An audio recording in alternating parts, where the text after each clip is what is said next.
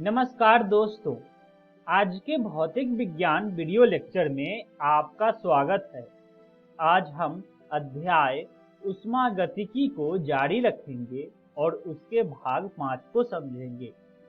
तो आइए जानते हैं कि आज के वीडियो में हम लोग क्या क्या पढ़ने वाले हैं। सबसे पहले ऊष्मा इंजन के बारे में समझेंगे, उसके बाद प्रशीतक और ऊष्मा पंप क्या होता है इसे भी समझेंगे। तो आइए आज के पहले विषय से शुरू करते हैं और जानते हैं कि ऊष्मा इंजन यानी कि हीट इंजन किसे कहते हैं। दोस्तों, ऊष्मा इंजन एक ऐसी युक्ति है जिसमें निकाय द्वारा चक्रीय प्रक्रम पूरा कराया जाता है, जिसके फलस्वरूप ऊष्मा कार्य में रूपांतरित होता है। आप ऊष्मा इंजन के कार्य प्रणाली को चित्र द्वारा समझ सकते हैं। दोस्तों, ऊष्मा इंजन में एक कार्यकारी पदार्थ होता है। उदाहरण के लिए किसी गैसोलीन अथवा डीजल इंजन में ईंधन, वाष्प तथा वायु का मिश्रण होता है, अथवा किसी भाप इंजन में भाप कार्यकारी पदार्थ होता है। दोस्तों, कार्यकारी पदार्थ एक चक्र से गुजरता है जिसमें कई प्रक्रम होते हैं। इस प्रक्रम को चित्र द्वारा दिखाया गया है। अब क्या होता है कि एक प्रक्रम में यह पदार्थ किसी उच्च ताप यानी कि T1 पर किसी बाह्य ऊष्मा भंडार से ऊष्मा की कुल मात्रा Q1 अवशोषित करता है। अब दोस्तों, चक्र के द्वितीय प्रक्रम में कार्यकारी पदार्थ किसी अपेक्षाकृत कम ताप यानी कि T2 पर किसी बाहरी ऊष्मा भंडार को कुल ऊष्मा की मात्रा Q2 से मुक्त करता है। यानी कि पहले प्रक्रम में समतापी प्रसार होता है, उसके बाद द्वितीय प्रक्रम में रुद्धोष्म प्रसार होता है, उसके बाद तृतीय प्रक्रम में समतापी संपीड़न होता है और अंत में रुद्धोष्म संपीड़न होता है। दोस्तों, एक चक्र में निकाय द्वारा संपादित कार्य W किसी विधा द्वारा परिवेश में स्थानांतरित किया जाता है। अब इस चक्र को बार बार दोहराया जाता है ताकि किसी प्रयोजन के लिए उपयोगी कार्य संपादित हो सके। किसी ऊष्मा इंजन की दक्षता ईटा को इस प्रकार परिभाषित करते हैं। ईटा बराबर W/Q1।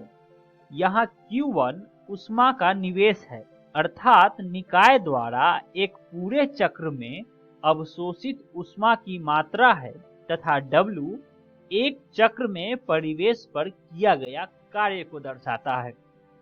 दोस्तों, एक चक्र में ऊष्मा की कुछ निश्चित मात्रा Q2 परिवेश में निष्कासित भी हो सकती है। ऐसी स्थिति में ऊष्मागतिकी के प्रथम नियम के अनुसार एक पूरे चक्र के लिए किया गया कार्य कुछ इस समीकरण से दिखाया जाएगा। W बराबर Q1 माइनस Q2, अर्थात समीकरण हो जाएगा ईटा बराबर 1 माइनस Q2/Q1।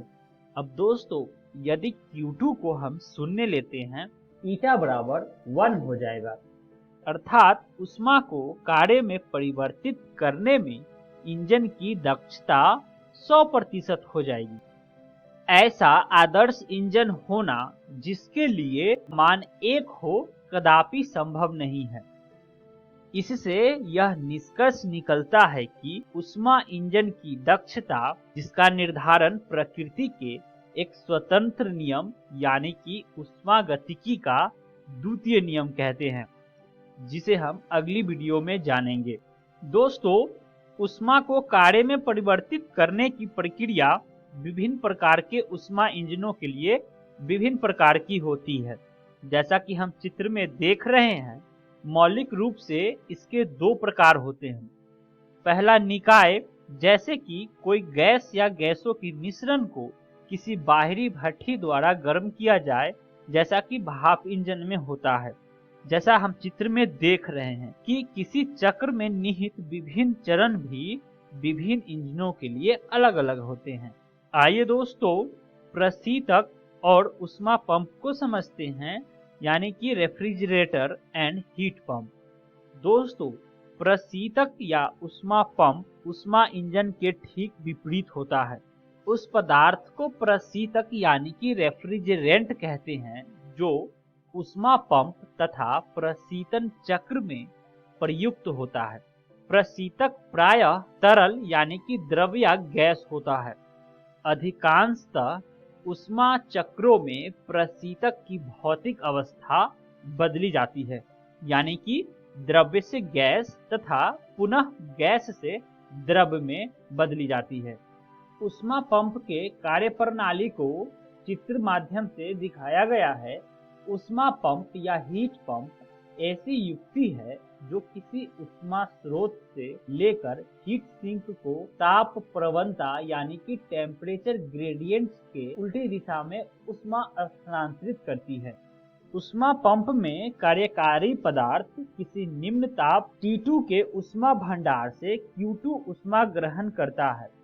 तत्पश्चात उस पर कुछ बाहरी कार्य यानी कि W किया जाता है तथा उष्मा Q1 किसी उच्च ताप यानी कि T1 के उष्मा भंडार को मुक्त कर दी जाती है। अब दोस्तों, प्रशीतक में कार्यकारी पदार्थ प्रायः फ्रीऑन गैस होता है। फ्रीऑन गैस निम्नलिखित चरणों से गुजरती है। पहला, उच्च दाब से निम्न दाब के क्षेत्र में गैस में अचानक प्रसार होता है, जिसके कारण वह फ्रीऑन ठंडी हो जाती है तथा वाष्प द्रव मिश्रण में रूपांतरित हो जाती है। और दूसरा, जब ठंडे तरल द्वारा उस भाग से उष्मा का अवशोषण जिसे ठंडा करना होता है, इसके तरल वाष्प में रूपांतरित हो जाता है। और तीसरा, निकाय पर किए गए बाह्य कार्य द्वारा वाष्प का गर्म होना तथा चौथा, वाष्प द्वारा परिवेश में उष्मा मुक्त करके कार्यकारी पदार्थ को एक चक्र पूरा कर पुनः अपनी आरंभिक अवस्था में वापस लाना होता है। इस प्रकार प्रशीतक का निष्पादन गुणांक समीकरण अल्फा बराबर Q2/W से दिया जाता है। यहाँ Q2 ठंडे उष्मा भंडार से अवशोषित उष्मा की मात्रा को बताता है तथा W निकाय प्रशीतक पर किया गया कार्य को बताता है। अब परिभाषा के अनुसार न्यू का मान 1 से अधिक नहीं हो सकता है, जबकि अल्फा का मान 1 से अधिक हो सकता है। तो इस स्थिति में उष्मा संरक्षण द्वारा गर्म उष्मा भंडार को मुक्त करने में जो उष्मा होगा उसको कुछ इस समीकरण द्वारा दिया जाएगा। Q1 बराबर W प्लस Q2, अर्थात समीकरण हो जाएगा अल्फा बराबर Q2/Q1 माइनस Q2। अतः उष्मा इंजन में उष्मा को पूर्ण रूप से कार्य में रूपांतरित नहीं किया जा सकता है। उसी प्रकार से निकाय पर बिना कुछ बाह्य कार्य किए कोई प्रशीतक कार्य नहीं कर सकता है। जैसा कि हम चित्र में देख रहे हैं कि प्रशीतक या उष्मा पंप का योजनाबद्ध निरूपण किया गया है। यह उष्मा इंजन का उत्क्रमणीय होता है। इसमें इंजन ताप T1 पर गर्म उष्मा भंडार से Q1 उष्मा ग्रहण करता है और ताप 2 पर एक ठंडे उष्मा भंडार को Q2 उष्मा मुक्त करता है तथा परिवेश को कार्य W प्रदान करता है। इस प्रकार दोस्तों, हम आज के वीडियो का सारे विषयों का अध्ययन कर चुके हैं। आइए जानते हैं कि आज के वीडियो में हमने क्या क्या सीखा। सबसे पहले उष्मा इंजन के बारे में जाना, उसके बाद प्रशीतक और उष्मा पंप के बारे में समझा। आइए जानते हैं कि अगले वीडियो में हम लोग क्या क्या पढ़ने वाले हैं।